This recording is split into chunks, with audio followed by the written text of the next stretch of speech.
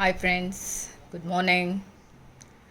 Today we are going to discuss in History, Unit 7, State and Society in Medieval India. From the Cholas to the Mughals, from the Hindu rules to the Mughal Muslim rules. Learning objectives: to acquire knowledge of successive dynasties and the resultant political outcomes from the times of the Cholas to the Mughals. What is called the dynasties? A line of hereditary rulers of a country. Hereditary means bloodline, Rattavali, Vamsavaliyaga the people used to come. Influence of Islam and Islamic State on the socio-cultural life of the people. Institutional and administrative changes during Chola, Pandya and Vijayanagara periods in the south. Right and left hand caste conflicts and changes in religious spheres on account of adventure of the European missions. Development of literature, art and architecture. We are going to discuss about transformation in agriculture and manufacturing sector and what are the progress in maritime trade, commerce and urbanization. So these are the learning objectives from this chapter, State and Society in Medieval India from the Cholas to the Mughals. Let me go to the introduction first. The medieval period from the 7th century AD, that is Common Era CE, till the beginning of the Mughal rule in the 16th century. So medieval period means from the 7th century till the beginning of the Mughal rule in 16th century. It's called as a medieval period. The Mughal era from the 16th to 18th century is referred to as the early modern period. Okay, early modern period. Now here we are discussing about the medieval period. The political scenario in all parts of India which underwent the momentous definitive changes which transformed the social and economic fabric and the development of the country. So what are the major political changes?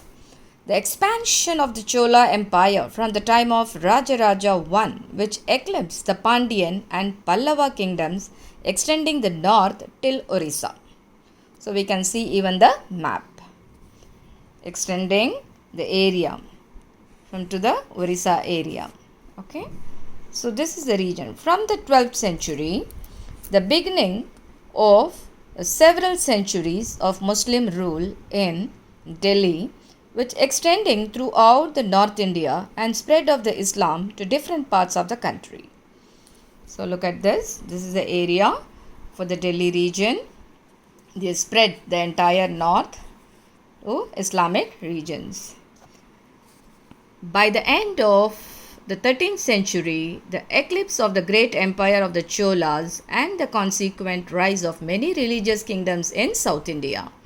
This ultimately culminated in the rise of Vijayanagar Empire, which exercised authority over all of South India and came to be considered the bastion of religious rule in the south. Bastion means stronghold. Kote, we used to call it stronghold. The consolidation of the Muslim rule under the Mughals in the north, beginning in 1526 AD with the defeat of the Ibrahim Lodi by Babur. As its height, the Mughal Empire stretched from Kabul to Gujarat to Bengal, from Kashmir to South India. Look at this, Kabul, isn't it? Kabul to Gujarat. They brought it to the Bengal again. So this is the region. Kabul to Gujarat, Gujarat to Bengal. So this is the region. They from the Kashmir to the South India, they brought out the region. The coming of the Europeans beginning with the Portuguese who arrived on the west coast of India in 1498. This is one of your objectives, important one. The coming of the Europeans beginning with the Portuguese who arrived on the west coast of India in 1498. Now this is the important map, important places of India in the late 14th and 15th centuries. So these are the pointed places where it has been spread out. Now look at the political changes. 1000 to 1700. 8. North India, the advent of Islam. Muslim rule was established in Delhi at the end of the 12th century by Muhammad Ghori. By whom? By the Muhammad Ghori. It was established in Delhi. Arab Muslim merchants had been trading in the ports of the west coast, especially Kerala, as early as the 9th century. Similarly, Muslim invaders from West Asia had set up the sultanates in Gujarat and Sindh since the 8th century. Gujarat and Sindh, it's a place. The impact of Muslim rule, impact means takam, the vilaivu, Muslims vilaivu rule, was felt during the reign of Alauddin Khilji, who sent military campaigns to the south. The primary objective was to plunder the wealth. Plunder means loot, kolleyadithal, properties, the wealth, rather than to expand his territory. So what they did, instead of capturing the areas, they captured the wealth. They started to loot the wealth. Devagiri near Aurangabad was captured by Alauddin Khilji, which was renamed as a Daulatabad. It was the second stronghold of his growing kingdom. Alauddin Khilji, slave and commander Malik Kafur, was sent on military expedition further south in the first decade of the 1300s AD, that is in the Common Era.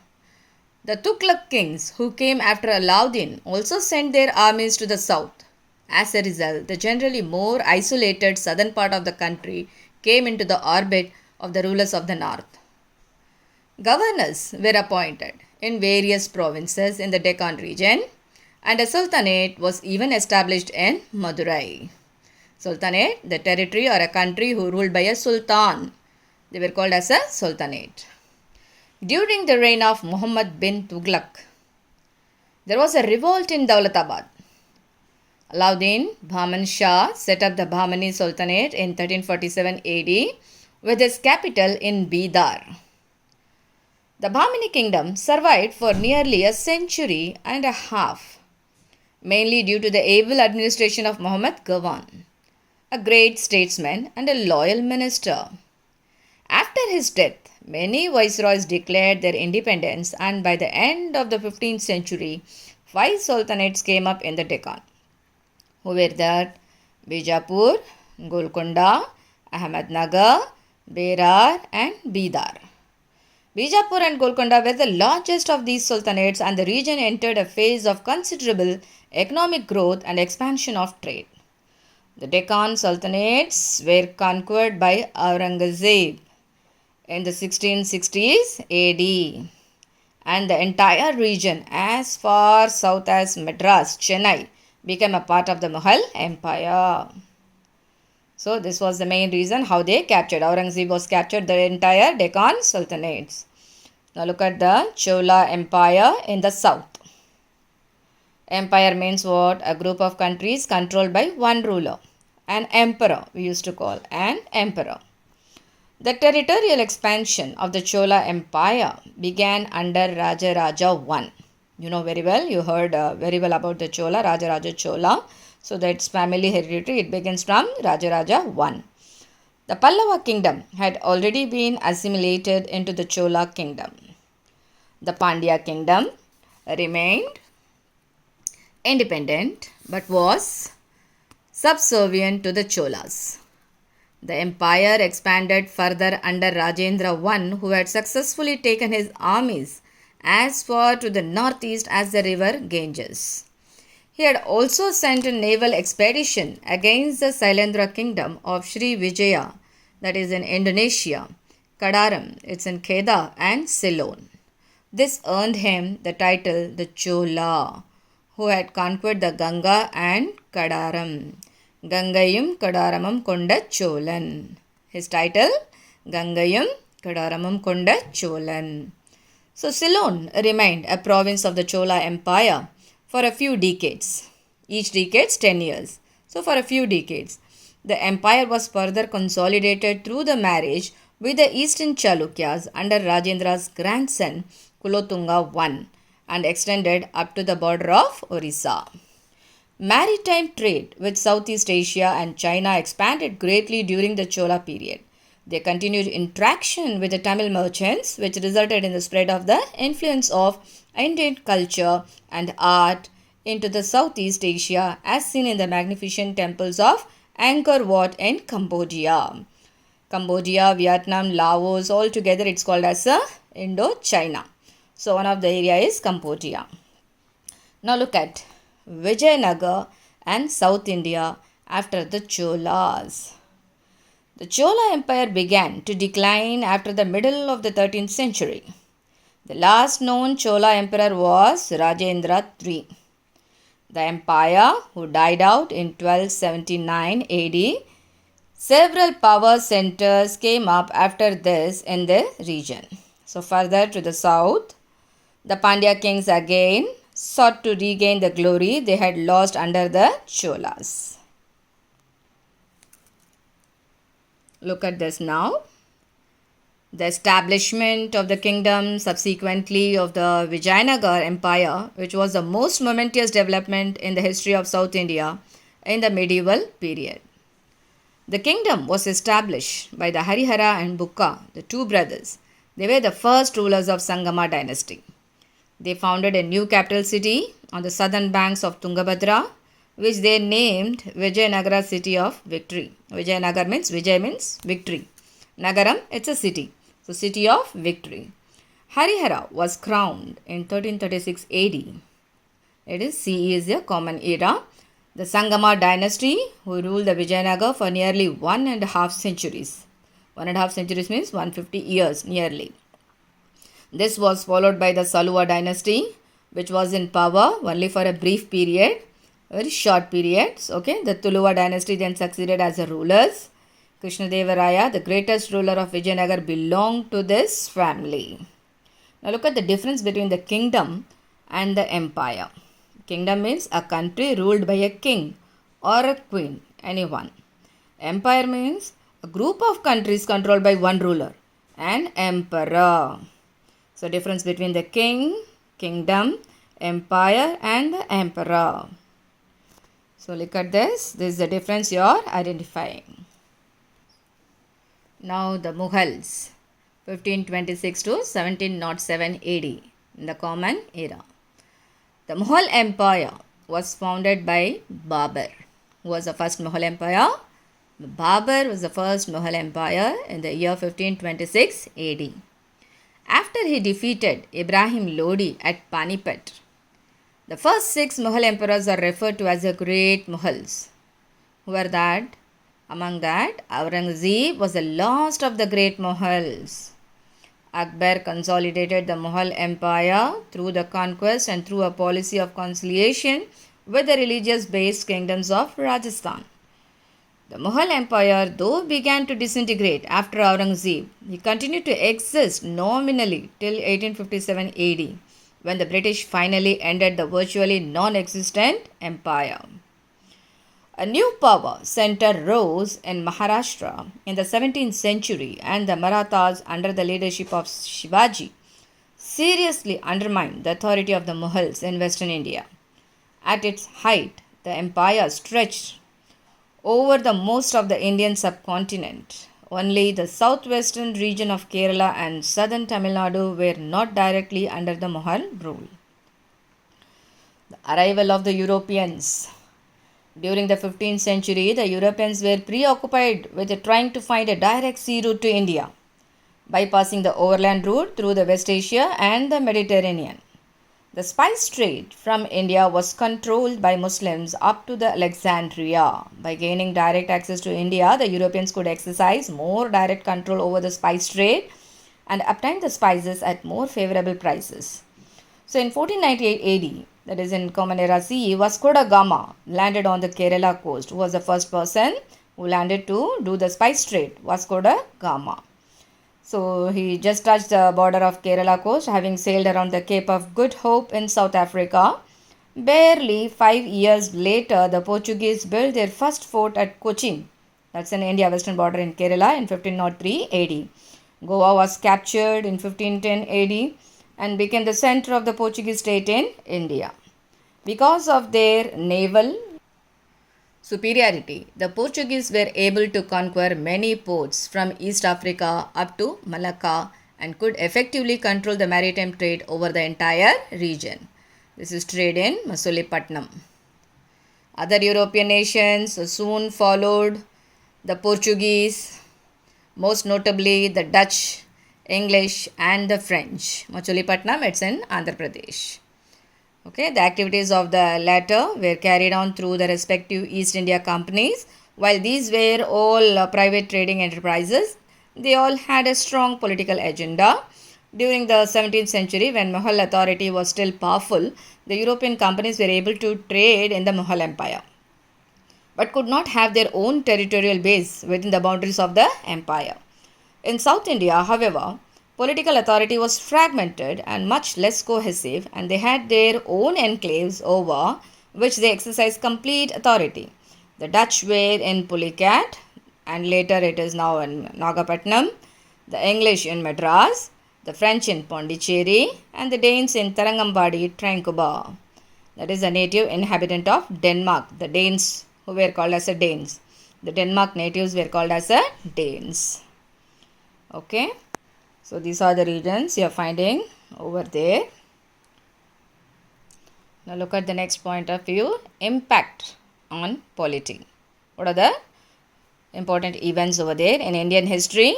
Had far-reaching consequences on administrative institutions, society, and the economy, which across the subcontinent. The Chola period was an enterprising period when trade and the economy expanded, accompanied by urbanization. So the administrative machinery was reorganized during the Chola rule.